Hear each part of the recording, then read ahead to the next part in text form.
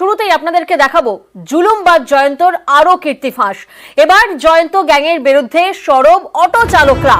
দক্ষিণেশ্বরের অটো স্ট্যান্ডে জুলুমবাজির অভিযোগ সামনে উঠে আসছে। আমরা দেখেছি জয়ন্ত সিং এর একের পর এক কীর্তি সামনে উঠে আসছে। জয়ন্ত সিং এবং তার গ্যাংয়ের তার সাগরেদদের বিরুদ্ধে নানান কীর্তি, নানান ভিডিও সামনে উঠে আসছে। আর এবার দক্ষিণেশ্বরের অটো স্ট্যান্ডে জুলুমবাজির অভিযোগ সামনে উঠে আসছে। প্রতিনিধি সুবীর এই মুহূর্তে আমাদের সঙ্গে রয়েছেন, সরাসরি সুবীরের থেকে জানার চেষ্টা করবো। সুবীর, কোথাও জমি জবরদখল করা, কোথাও আমরা দেখেছি অটো স্ট্যান্ডের মধ্যে জুলুমবাজি, বিভিন্ন অভিযোগ তো সামনে উঠে এসেছে, প্রমোটারকে মারধরের অভিযোগ সামনে উঠে এসেছে। এবার সরাসরি অটো স্ট্যান্ড, সেখানেও জুলুমবাজির অভিযোগ সামনে উঠে আসছে। হ্যাঁ দেখো, একদমই দক্ষিণেশ্বর যে রাহুল গুপ্তা, এদের যেমন দাপট রয়েছে, পাশাপাশি তোমাকে জানিয়ে রাখি জয়ন্ত সিং এর আরেক নতুন সাগরেদ, যার নাম হচ্ছে রঞ্জিত চৌধুরী। এই রঞ্জিত চৌধুরী গত বেশ কয়েকদিন আগে এই অটো স্ট্যান্ডের এক অটোকে কিন্তু অটো চালককে মারধর করেছিল এবং সেই অভিযোগ কিন্তু বেলঘড়িয়া থানায় দায়ের করেছিলেন সেই অটো চালক। তারপরে কিন্তু বেলঘড়িয়া থানা পুলিশ কোনোরকম কোনো পদক্ষেপ নেয়নি এবং তাকে কোনোরকম কোনো গ্রেপ্তার করেনি বলে অভিযোগ। এবং তারপর থেকে কিন্তু এলাকায় যথেষ্ট দাপট রয়েছে এই রঞ্জিত চৌধুরীর, এবং যেহেতু জয়ন্ত সিং এবং রাহুল গুপ্তার হাত এর মাথার উপর রয়েছে, সেই কারণে কিন্তু তাদের ছত্রছায়ায় এত বারবারন্ত এই রঞ্জিত চৌধুরী নামে এই যুবকের। এবং তোমাকে জানিয়ে রাখি রঞ্জিত চৌধুরী জয়ন্ত সিং এর এতটাই ঘনিষ্ঠ যে তার নিজের হাতে সে জয়ন্ত সিং এর ট্যাটু এঁকে ফেলেছেন।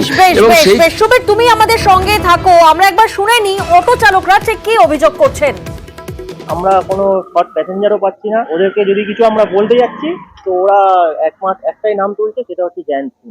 দৌড়াত্ম চলতো বলেই প্রত্যেকটা টোটোওয়ালা যেই টোটোগুলো চলে ইল্লিগাল ভাবে চলে, ওরা সরকারকে কোনো পয়সা পে করে না। ওরা ইল্লিগাল ভাবে গায়ের জোর দেখিয়ে এই রুটে টোটো চালাচ্ছে। এখানে জয়ন্তের আছে রঞ্জিত চৌধুরী, যে কিছুদিন আগে আমাদের একটা অটো চালক ভাইকে মেরেওছে, আর ওদের প্রেসিডেন্ট হচ্ছে রাহুল গুপ্তা।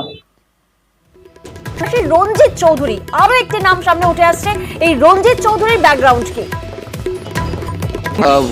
কয়েক বছর ধরে এই যে জয়ন্ত সিং, এই জয়ন্ত সিং এর কিন্তু একদম খোদ বলা যায় ছত্রছায়ায় কিন্তু এই রঞ্জিত চৌধুরী এলাকায় তার দাপাদাপি শুরু করে।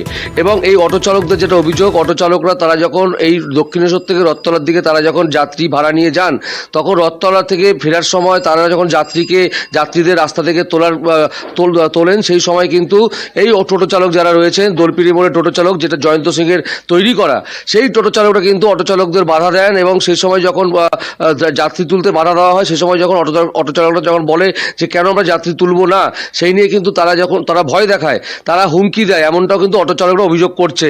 এবং অটো চালকরা একদম সরাসরি অভিযোগ করছে জয়ন্ত সিং, রাহুল গুপ্তা এবং এদের নতুন সাগরেদ রঞ্জিত চৌধুরীর নামে। এবং এই ভাড়া নিয়েই কিন্তু গন্ডগোল, এবং সেই গন্ডগোলের জেরে এই রঞ্জিত চৌধুরী কিন্তু মারধর করে এক অটো চালককে, এমনটাও কিন্তু অভিযোগ। এবং অটো চালকরা আতঙ্কে রয়েছেন, বলছেন যে বলা সত্ত্বেও তারা পুলিশ প্রশাসন কোনো রকম কোনো হস্তক্ষেপ বা পদক্ষেপ নিচ্ছে না। সেই কারণে কিন্তু তাদের এখনো কোনো একটা জায়গায় ভয় রয়েছে, সেই জন্য তারা ক্যামেরার সামনে সরাসরি কিছু না বললেও তারা কিন্তু ক্যামেরার আড়ালে তারা কিন্তু বলছেন। আর ফোনে আমরা যদি যোগাযোগ করেছিলাম, রঞ্জিত এলাকায় নেই বলেই জানাচ্ছেন তার কোনো এক আত্মীয়। আদ্যাপীঠ রথতলায় টোটো স্ট্যান্ডার রয়েছে, যার মাথা হচ্ছে জ্ঞান সিং, ওই স্ট্যান্ডের প্রেসিডেন্ট হচ্ছে রাহুল গুপ্তা, যাদের মধ্যে দিয়ে টোটো স্ট্যান্ডরা আমাদের উপর অত্যাচার চালানো হয়, প্যাসেঞ্জার গুলোকে নামিয়ে দেওয়া হয়, জোর জুলুম করা হয়। আমাদের রুটে একজন গাড়ি চালক প্যাসেঞ্জার তুলছিল, ওকে আটকে ওকে ধাক্কাধাক্কি এবং মারধর করা হয়। পুলিশে আমরা রিপোর্ট করেছিলাম, তো রিপোর্টের কোনো কাজ সেরকম ভাবে হয়নি। এই ঘটনার যে মেন অভিযুক্ত রঞ্জিত চৌধুরী, এখনো অধরাই ঘুরে বেড়াচ্ছে, সবাই প্রচন্ড আতঙ্কিত। হ্যাঁ, হ্যালো, কে? রঞ্জিত চৌধুরী বলছো? বাইরে আছে। হ্যালো, রঞ্জিত চৌধুরীকে ফোনটা দিতে দেবে, একটু দরকার ছিল। এখানে তো নেই, আমি বলে দিব। আর এবার ওয়েদার আপডেটের দিকে একটু নজর রাখি। বঙ্গোপসাগর, সেখানে নিম্নচাপের যে সপ্তাহান্তে দক্ষিণবঙ্গে বৃষ্টি বাড়ার পূর্বাভাস রয়েছে। 21শে জুলাই রবিবারও দিনভর দফায় দফায় বৃষ্টি জানাচ্ছে হাওয়া অফিস। শনি থেকে সোমবার পর্যন্ত উপকূলীয় জেলায় অতি ভারী বৃষ্টির পূর্বাভাস রয়েছে। অন্যদিকে দিচ্ছে হাওয়া অফিস, সোমবার পর্যন্ত বৃষ্টি কলকাতা সহ বিভিন্ন জেলায় হয়েছে।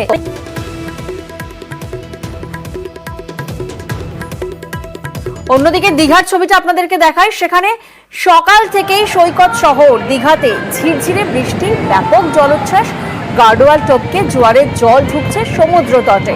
আর এই মনোরম দৃশ্য দেখার জন্য পর্যটকের ঢল। দীঘা, পটাশপুর, এগরার বিস্তীর্ণ এলাকায় বৃষ্টি।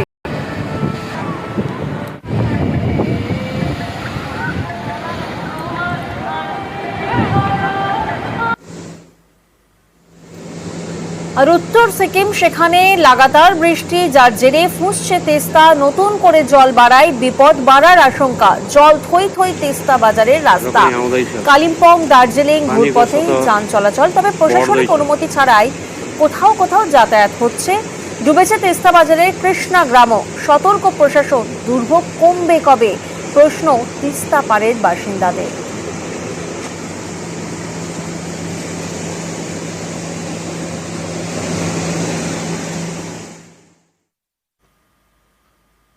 আর এবার আমরা নজর রাখবো বহরমপুরের দিকে। বহরমপুরে শুট আউট, সেখানে তৃণমূল কর্মীকে লক্ষ্য করে গুলি চালানোর অভিযোগ সামনে উঠে আসছে। বাইকে এসে এলো পাথারি গুলি চালায় দুষ্কৃতীরা।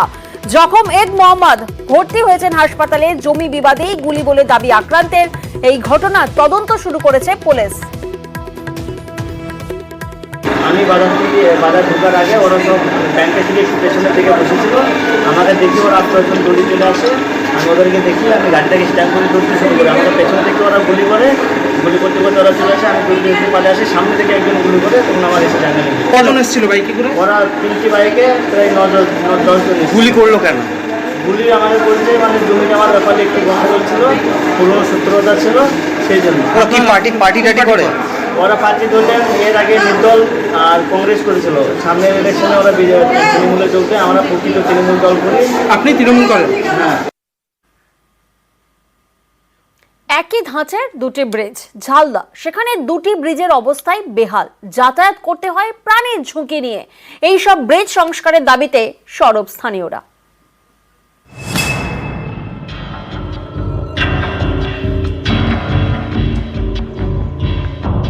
পুরুলিয়ার ঝালদা 1 নম্বর ব্লক।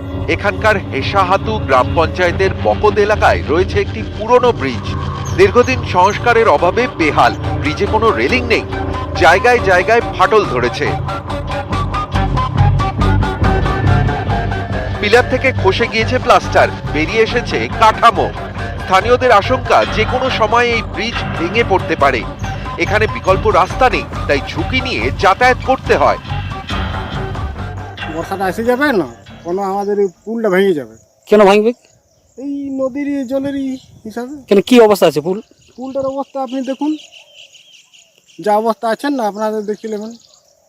যা অবস্থায় মানে নিচুটা একদম খোলা আছে, তার মধ্যে আরও নদী জল আসবে, তখন আরও তো খোলা হয়ে যাবে, তো ভেসে যাবে। তো ভেসে গেলে তো আমাদের ঝালদা পুরুলিয়াতে আমাদের গোটাই বন্ধ হয়ে যাবে। ঝালদাতেই কলমা গ্রাম পঞ্চায়েতের গড়িয়া। এখানেও রয়েছে একই ধাঁচের আরেকটি ব্রিজ। এর অবস্থাও জরাজীর্ণ। এখানেও ব্রিজ পারাপারে পদে পদে বিপদ। ঝালদা আমাদের একমাত্র পথ।